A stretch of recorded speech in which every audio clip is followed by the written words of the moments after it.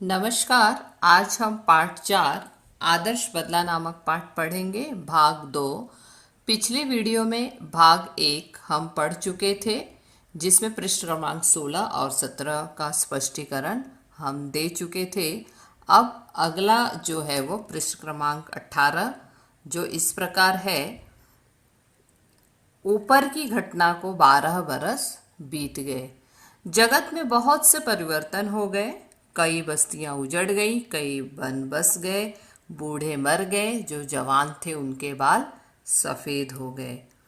अब यहाँ बच्चों, जैसे कि पिछले वीडियो में हम ये पढ़े थे कि बैजू जो है अपने मन में बदले की भावना लेकर इतना उत्सुक था, इतना उत्तेजित था कि उसे सिर्फ एक ही चीज़ दिखाई दे रही थी कि उसे अपने पिता की मृत्यु का बदला जो है वो लेना है। और बाबा हरिदास जी जो है वो उन्हें अपना गुरु बना लेते हैं। फिर बाबा हरिदास जी का ये मानना था कि यदि उन्हें अगर बदला लेना है, पिता की मृत्यु का बदला यदि लेना है, तो उन्हें आदर्श भाव से, न हिंसात्मक रूप से न लेकर अहिंसात्मक रूप से लेना है। तो वो अपना उन्हें 12 वर्ष के लिए ज्ञान विद्या के लिए टाइम देते हैं, समय देते हैं। उन्हें ये कहते हैं कि बेटा 12 बरस आपको मुझे देने होंगे, जिसमें आपको दिन रात कठिन तपस्या करना होगा। बैजू जो है वो अपने 12 बरस उन्हें देने के लिए तैयार हो जाते हैं और दिन रात इकट्ठा करने के लिए, तपस्या करने के लिए, वो कठिन तपस्या करने के लिए तैयार हो जाते हैं। और देखते देखते जो है वो 12 बरस बीत जाते हैं।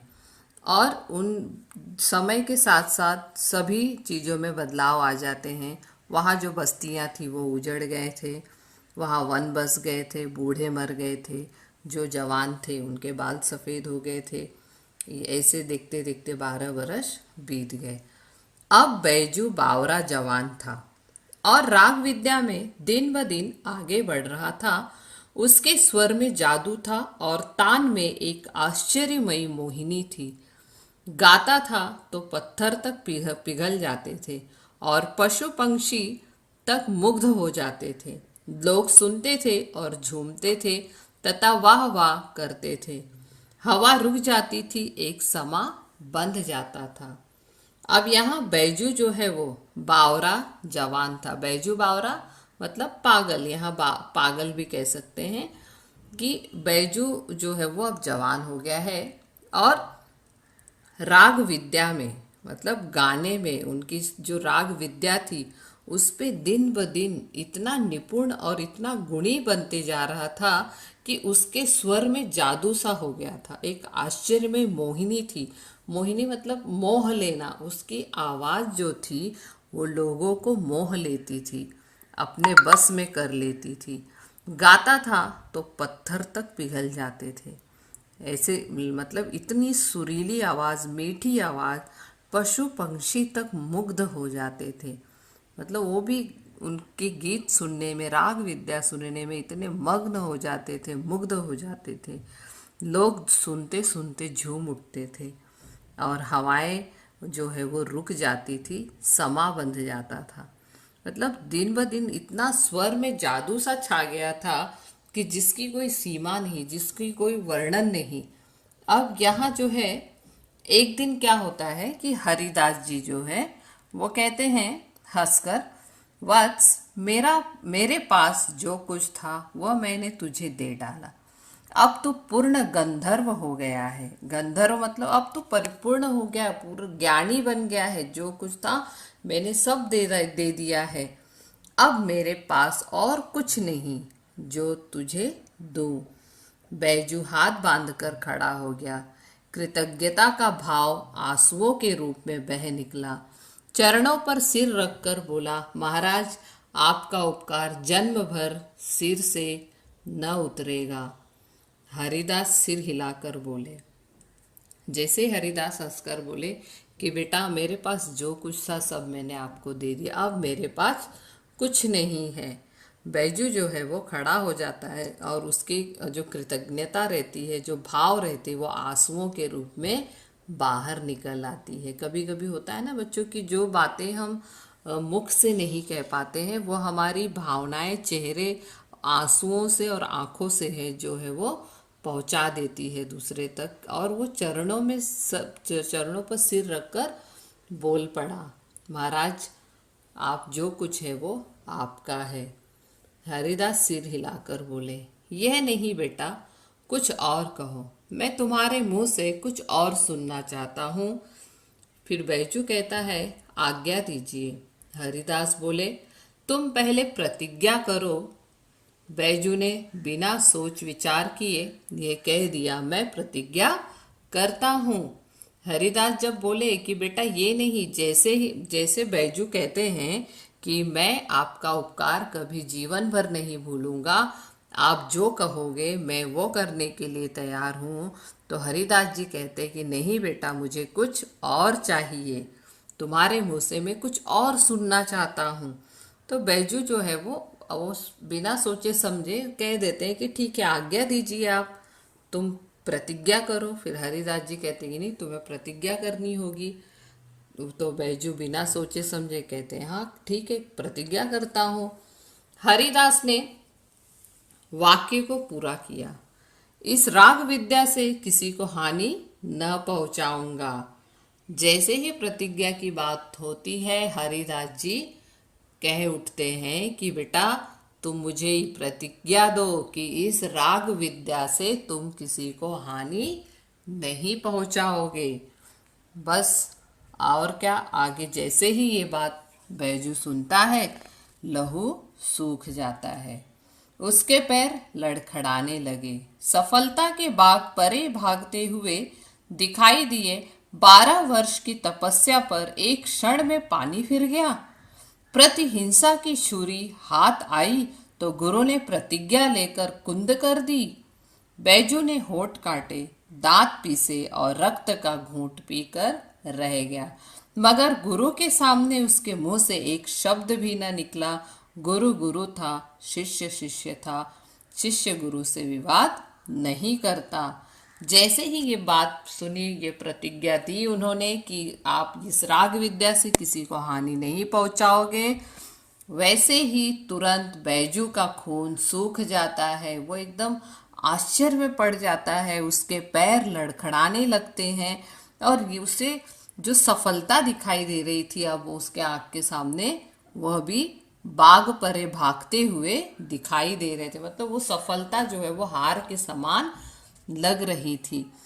12 वर्ष की वो सोच में पड़ जाता है कि ये 12 वर्ष की जो मेरी कठिन तपस्या थी, वह एक ही पल में सब क्षण में पानी फिर गया। मतलब वो मेरी पूरी सफलता पे पानी फिर गया है। और उसके आंखों में, हाथ में जो छुरी आई थी, जो प्रतिहिंसा की छुरी, मतलब वह जो बदले की भावना के लिए जो हथियार उसके हाथ में आया था, लेकिन वह हथियार गुरु की प्रतिज्ञा से कुंद कर दी गई, ले ली गई, छीन ली गई। बैजू ने होठ काटे, दांत पीसे, मतलब बैजू को क्रोध आया, बहुत गुस्सा आया, लेकिन वो कुछ कर नहीं पाए। वह रक्त का घूंट पीकर, गुस्से का, क्रोध का घूंट पीकर रह गए। लेकिन गुरु के सामने उसके मुंह से एक शब्द न निकला। अथवा गुरु गुरु था और शिष्य शिष्य था। शिष्य गुरु से विवाद नहीं कर सकता, क्योंकि गुरु से वो प्रतिज्ञा ले चुके थे कि मैं इससे किसी, मतलब प्रतिज्ञा दे चुके थे कि अब मैं उन अपने राग विद्या से किसी को हानि नहीं पहुंचाऊंगा। कुछ दिन बाद एक सुंदर नवयुवक, मतलब उस बात को हुए काफी दिन समय बीत जाता है, तो एक दिन क्या होता है, कुछ दिन बाद जो है वो एक सुंदर नवयुवक साधु आगरे के बाजारों में गाता हुआ जा रहा था। लोगों ने समझा इसकी भी मौत आ गई है। वे उठे कि उसे नगर की रीति की सूचना दे दें, मगर निकट पहुंचने से पहले ही मुग्ध होकर अपने आप को भूल गए और किसी को साहस न हुआ कि उससे कुछ कहें। दम के दम में यह समाचार नगर में जंगल की आग के समान फैल गया कि एक साधु रागी आया है जो बाजारों में गा रहा है। सिपाहियों ने हथकड़ियां संभाली और पकड़ने के लिए साधु की ओर दौड़े, परंतु पास आना था कि रंग पलट गया। साधु के मुखमंडल से तेज की किरणें फूट रही थी, जिनमें जादू था, मोहिनी थी और मुग्ध करने की शक्ति थी। सिपाहियों को न अपनी सुध रही, न हथकड़ियों की, न अपने बल की, न अपने कर्तव्य की, न बादशाह की, न बादशाह के हुक्म की। वे आश्चर्य से उसके मुख की ओर देखने लगे, जहाँ सरस्वती का वास था और जहाँ से संगीत की मधुर ध्वनि की धारा बह रही थी। अब एक दिन वह सुंदर नवयुवक साधु, वह कौन था? बैजू, जो आगरे की नगर में गीत गुनगुनाते हुए चल पड़ता है। और जैसे ही उस नगर में प्रवेश करते हैं, वहाँ के नगरवासी जो है वो सोचते हैं कि इस बच्चे को, इस युवक को बता देना होगा कि तू मौत के मुंह में क्यों आ गया है। उसे वो सूचना देने की कोशिश ही कर रहे थे कि जैसे उसके निकट पहुंचे, उसकी मधुर आवाज को सुनकर, गीत को सुनकर वो एकदम मंत्रमुग्ध हो गए, अपने आप को भूल गए। और यह समाचार जो है वो जंगल की आग की तरह पूरे नगर में फैल जाती है। सिपाहियों को जैसे ही पता चलता है, वो हथकड़ियां लेकर आ जाते हैं साधु को पकड़ने के लिए। और जैसे ही वो लोग साधुओं को पकड़ने के लिए आते हैं, वो खुद भी, वो स्वयं भी ये भूल जाते हैं कि वो वहाँ किस लिए आए हैं। तो उन्हें सिपाहियों ने अपने मतलब आदर्शों का, जो बादशाह का जो हुक्म है, उस वो तक भूल गए और आश्चर्य से उसकी मुख की ओर देखने लगे कि क्या तेज था, क्या प्रभावशाली वो मुखमंडल था, जो किरणों की तरह जो प्रकाशित हो रही थी। और वो जो है वो जिसके मुख पर, जिसके पास सरस्वती का, जहाँ पर सरस्वती का वास था, संगीत की मधुर ध्वनि धारा बह रही थी। मतलब वहाँ पूरे नगर निवासी जो है वो एकदम मंत्रमुग्ध हो जाते हैं और बैजू के जो संगीत और राग विद्या में अपने आप को भूल जाते हैं। साधु मस्त था, सुनने वाले मस्त थे, जमीन आसमान मस्त थे। गाते गाते साधु धीरे धीरे चलता जाता था और श्रोताओं का समूह भी धीरे धीरे चलता जाता था। वो वैजू गीत गाते हुए आगे बढ़ते जाते थे और जो श्रोता थे, जो सुनने वाले थे, वह भी उसके पीछे पीछे जो है वो चले जा रहे थे। ऐसे जा रहे थे जैसे समुद्र का प्रवाह, जैसे पानी का प्रवाह जो है उसके चपेट में आने के बहा के लेके जाता है, ठीक उसी प्रकार नवयुवक जो है वो, बैजू जो है वो अपने राग विद्या से, अपने संगीत से सभी को मोहित करके खींचे हुए और संकेत करते हुए आगे बढ़ते जा रहे थे। मुग्ध जन समुदाय चलता गया, पता नहीं किधर को, पता नहीं कितनी देर। एकाएक गाना बंद हो गया। सभी जो है वो बैजू के पीछे पीछे चले जा रहे थे। एकाएक गाना बंद हो जाता है। उन्हें ये भी सुध नहीं होता है कि वो कहाँ पहुंच गए। वो इतने लीन हो जाते हैं और गाना जब बंद हो जाता है, वह जादू का जो प्रवाह, जो अब मंत्र मुग्ध किया हुआ रहता, मोहन मोहन बोलते ना, मोहित किया था, वो सब प्रभाव टूट जाता है।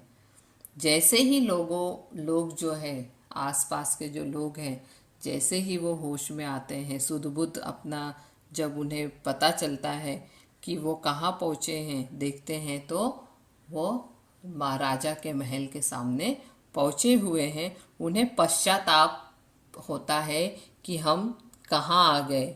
साधु अज्ञान में ही मौत के द्वार आ गया। मतलब वो इतने पछता रहे थे बेचारे कि ये साधु कैसे यहाँ आ गया, तो मौत के द्वार पे आ गया।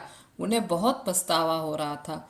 भोली भाली चिड़िया अपने आप अजगर के मुंह में आ फंसी थी और अजगर के दिल में जरा भी दया न थी। वहाँ के लोग, वहाँ के नगर निवासी वो आपस में बातें करने लगते हैं कि यह बेचारा यहाँ कहाँ आ गया, कैसे, मतलब यहाँ पे बताया है कि जैसे एक चिड़िया अजगर के मुंह में आ गई है। चिड़िया बैजू को कहा गया है और अजगर जो है वो तानसेन को कहा गया है कि उसे जरा भी दया माया नहीं है, अब क्या होगा। तानसेन बाहर निकला। वहां लोगों को देखकर वह हैरान हो गया और फिर सब कुछ समझकर नवयुवक से बोला, तो शायद आपके सिर पर मौत सवार है। मतलब तानसेन सब कुछ समझ गया और उतने में बैजू से कहता है कि आपको पता नहीं है, आपको मतलब मरने का बहुत शौक है, मौत सवार है आपके सर पर। फिर वो मुस्कुराता है बैजू और राग विद्या पर वो कहता है कि मैं मुझे आपसे राग विद्या पर चर्चा करना है। तानसेन ने बेपरवाही से उत्तर दिया अहंकार के साथ, अच्छा, मगर आप नियम जानते हैं ना, नियम कड़ा है और मेरे दिल में दया नहीं है। मेरी आंखें दूसरों की मौत को देखने के लिए हर समय तैयार है। नवयुवक, और मेरे दिल में जीवन का मोह नहीं है। मैं मरने के लिए हर समय तैयार हूँ। तानसेन जो है वो अपनी बात को उसके समक्ष रख देते हैं और बता देते हैं, लेकिन बैजू जो है वो उसकी सभी बातों को मानने के लिए तैयार हो जाता है और कहता है कि मेरे दिल में जीवन का मोह नहीं है, मैं मरने के लिए हर समय तैयार हूँ। अब इसी समय सिपाहियों को अपनी हथकड़ियों का ध्यान आया। झंकारते हुए आगे बढ़े और उन्होंने नवयुवक साधु के हाथों में हथकड़ियां पहना दी। भक्ति का प्रभाव टूट गया।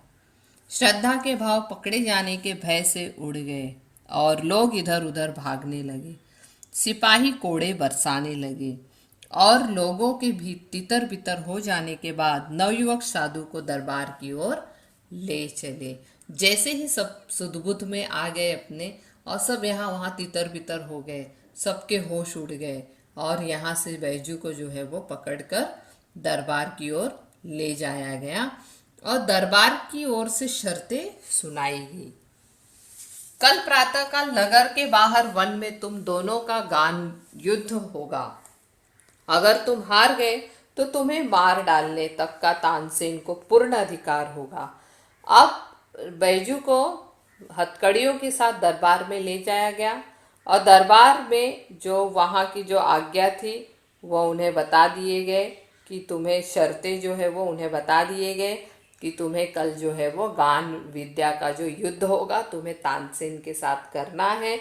अगर तानसेन अगर जीत जाता है तो उसे उसका पूर्ण अधिकार है कि वह जो सजा देगा वो तुम्हें मानना होगा। नौजवान साधु ने शर्तें मंजूर कर ली। दरबार ने आज्ञा दी कि कल प्रातःकाल तक सिपाहियों की रक्षा में रहो। यह नौजवान साधु बैजू बावरा था। अब अकबर बादशाह ने ये कह दिया कि दरबार में आज्ञा हो गई कि कल ये रात भर जो है वो सिपाहियों की निगरानी में रखे जाएंगे। ये साधु जो है वो बैजू बावरा है। लोग जो है वो कहने लगे कि ये पागल हो गया है। अब दूसरे दिन दरबार सजा जाता है, एकदम ठाट बाट से बैजू को लाया जाता है और भगवान की पहली किरण ने आगरे के लोगों को आगरे से बाहर जाते देखा। साधु की प्रार्थना पर सर्वसाधारण को भी उसके जीवन और मृत्यु का तमाशा देखने की आज्ञा दे दी गई। साधु की विद्वता की धाक दूर दूर तक फैल गई। मतलब दूसरे दिन सवेरे सवेरे जो है वो उस प्रतिस्पर्धा को देखने के लिए सभी लोग इतने उत्सुक थे और साधु की विद्वत्ता की जो धाक थी वो दूर दूर तक सभी ओर फैल गई थी। जो कभी अकबर की सवारी देखने को भी नहीं बाहर निकलते थे, वो पसंद भी नहीं करते थे बाहर निकलना, वो भी आज नई पगड़ियों के साथ बांधकर, पगड़ियों को बाहर बांधकर निकले हुए हैं। क्यों निकले? कि उन्हें तानसेन और बैजू जो राग विद्या की जो प्रतिस्पर्धा दरबार में रखी गई है वो उन्हें देखना था। नगर वासी जो है वो काफी उत्सुक थे। ऐसा जान पड़ता था कि आज नगर से बाहर वन में नया नगर बस जाने को है।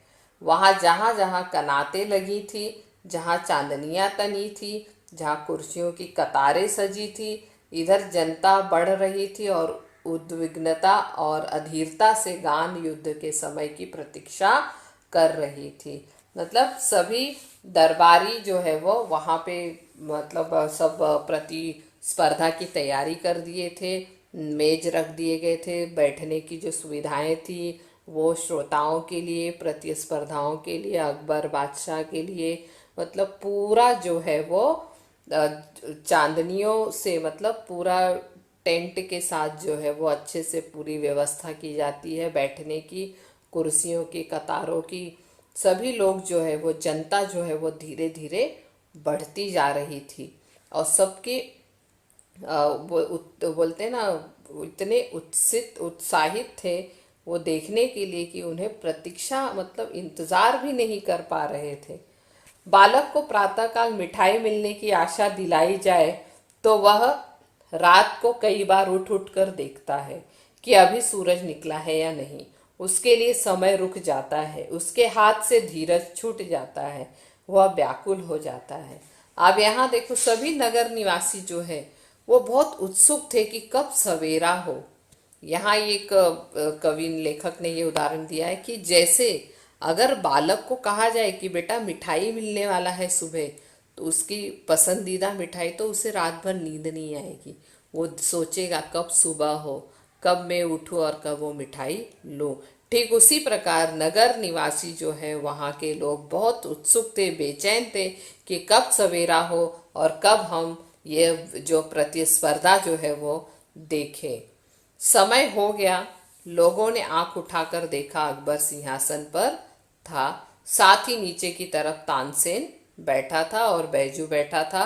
सब एकदम निर्भयता से, मतलब सभी की निगाहें जो है वो उन पर ही थी, तानसेन और बैजू के ऊपर। फिर अकबर घंटी बजा देते हैं, सभी तालियां बजाते हैं और स्वागत होती है।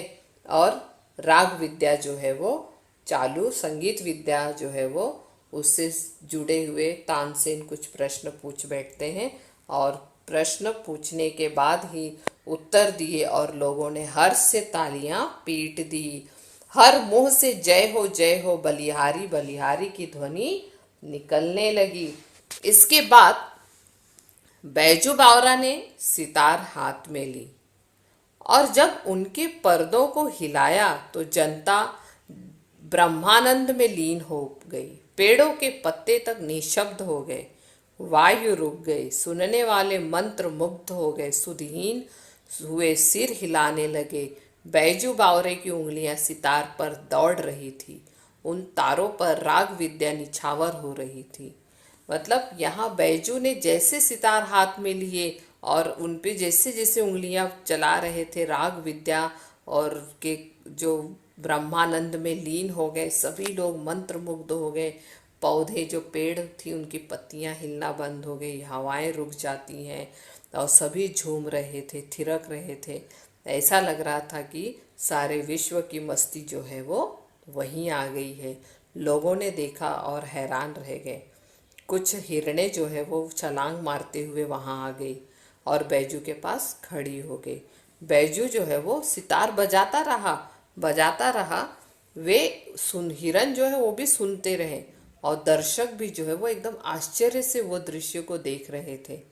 और ऐसे मालूम हो रहा था कि हिरन जो है वो मस्त थी, बेसुध थी। बैजू ने क्या किया, सितार हाथ में से रख दी और अपने गले से फूल मालाएं निकाल के उसके गले में डाल दिया और उन्हें पहना दिया। फूलों के स्पर्श से हिरन जो है वो को सुध आई। मतलब हिरन गाना संगीत सुनने में इतनी मुग्ध हो जाती है कि उसे कुछ पता नहीं चलता है। जैसे बैजू अपने फूलों की मालाएं उसके गले में पहना देती है, हिरन जो है वो चौकड़ी भरते हुए गायब हो जाती है। फिर बैजू ने तानसेन से कहा, मेरी फूल मालाएं यहाँ से मंगवा दें, मैं तब जानूं कि आप राग विद्या जानते हैं। तानसेन सितार हाथ में लेकर उसे अपनी पूर्ण प्रवीणता के साथ बजाने लगा। ऐसी अच्छी सितार, ऐसी एकाग्रता के साथ उसने अपने जीवन भर में कभी न बजाई थी। सितार के साथ वह आप सितार बन गया और पसीना पसीना हो गया। उसको अब अपने तन की सुधी न थी और सितार के बिना संसार में उसके लिए और कुछ न था। आज उसने वह बजाया जो कभी न बजाया था। यह सितार की बाजी न थी, यह जीवन और मृत्यु की बाजी थी। जैसे ही बैजू कहता है कि मेरी जो फूल की मालाएं हैं आप मुझे लाके यहाँ मुझे दिला दीजिए, तो मैं जान जाऊं कि आप भी राग विद्या में, संगीत विद्या में निपुण हो। उन सब बातों को सुन के तानसेन जो है वो एकदम आश्चर्य में पड़ जाता है और वो अपने सितार को उठा के इस प्रकार लीन हो जाता है कि उसे यह उसका जो आज का जो दिन था उसके लिए बहुत बड़ा दिन था। जीवन और मृत्यु की बाजी थी। आज तक उसने अनाड़ी देखे थे, मतलब अब तक उसने जो इतना ज्ञानी किसी को न देखा होगा। वो आज उसके सामने एक उस्ताद बैठा है, कितना गहरा महान, अपनी पूरी कला दिखा देना चाहता था। आज वह किसी तरह भी जीतना चाहता था, मतलब इतना तानसेन कैसे भी करके उसे हराना चाहता था। वो अपना जी जान लगा देता है। बहुत समय बीत गया, सितार बजती रही, उंगलियां दुखने लगी, मगर लोगों ने आज तानसेन को पसंद न किया। सूरज और जुगनू का मुकाबला ही क्या। सूरज, सूर्य के प्रकाश, और जुगनू जो रात को छोटे छोटे जो कीड़े की होते हैं वो चमकते हैं, उसे जुगनू कहा गया। कि लोग जो है दरबारी जो है आज तानसेन की संगीत को पसंद नहीं कर रहे थे। उन्हें सिर्फ बैजू ही दिखाई दे रहा था। आज से पहले उन्होंने जुगनू देखे थे, लेकिन आज उन्होंने सूरज देख लिया था। बहुत चेष्टा करने पर भी जब कोई हरिण न आया तो तानसेन की आंखों के सामने मौत नाचने लगी। देह पसीना पसीना हो गया, लज्जा से मुखमंडल लाल कर दिया था। आखिर खिसियाना होकर बोला, वे हरिण अचानक इधर आ निकले थे। जैसे ही तानसेन को पता चला, आभास हुआ कि इतना समय बीत गया, उंगलियां दुखने लग गई, हिरण का पता ही नहीं है, तो वह खिसिया जाता है और मतलब उसके मुख से निकलता है कि वे हिरण तो अचानक ही आ निकली थी, राग की तासीर से ना आए थे। मतलब राग को, मतलब गीत सुनकर थोड़ी वो आए थे। हिम्मत है तो अब दोबारा बुलाकर दिखाओ। अब तानसेन जो है बैजू को वापस चैलेंज करते हैं कि अब तुम दोबारा बुला के दिखाओ अगर हिम्मत है तो। बैजू बावरा मुस्कुराया और धीरे से बोला, बहुत अच्छा, दोबारा बुलाकर दिखा देता हूँ। यह कहकर उसने फिर सितार पकड़ ली। एक बार फिर संगीत लहरी वायुमंडल में लहराने लगी। फिर सुनने वाले संगीतकार की तरंगों में डूबने लगे। हरण बैजू बावरा के पास फिर आए। हिरन जो है वो फिर से गीत सुनकर आ गए, उसकी सुरीली जादू से बुलाए गए। बैजू बावरा ने मालाएं उतार ली और हरण कूदते हुए जिधर से आए थे उधर चला गया। पशु पक्षी सभी मुग्ध हो जाते हैं। वो गीत सुनकर वो भी उसके पास दौड़े चले आते थे। और जैसे ही वह हिरन आती है और वो अपनी मालाएं उतार लेते हैं और हिरन जो है वो कूदते हुए चली जाती है जहां से आई थी। अकबर का तानसेन के साथ अगाध प्रेम था। उसकी मृत्यु निकट देखी तो उसका कंठ भर आया। अकबर जो है वो काफी तानसेन से काफी लगाव था उनका, बहुत मानते थे और काफी अगाध प्रेम था। जैसे ही देखे कि अब तो तानसेन हार गया है, उसकी मृत्यु निकट है, तो उनका कंठ जो है वो भर आता है। थोड़े वो मतलब भावुक हो जाते हैं प्रतीक, लेकिन क्या करें, जो नियम है, जो शर्तें हैं वो तो शर्तें हैं, प्रतिज्ञा हो चुकी थी। वे विवश होकर उठे और संक्षिप्त में निर्णय सुना दिया। अब उनके पास कोई रास्ता ही नहीं था अकबर के पास। अब वो करे तो क्या करे, वो प्रतिज्ञा और नियमों और शर्तों से बंधे हुए थे और उन्हें जो अपना निर्णय था वो सुनाना था, वो सुना के वहां से चले गए और कहे, बैजू बावरा जीत गया, तानसेन हार गया। अब तानसेन की जान बैजू बावरा के हाथ में है। तानसेन कांपता हुआ उठा, कांपता हुआ आगे बढ़ा और बोला, बैजू बावरा के पांव पर गिर पड़ा।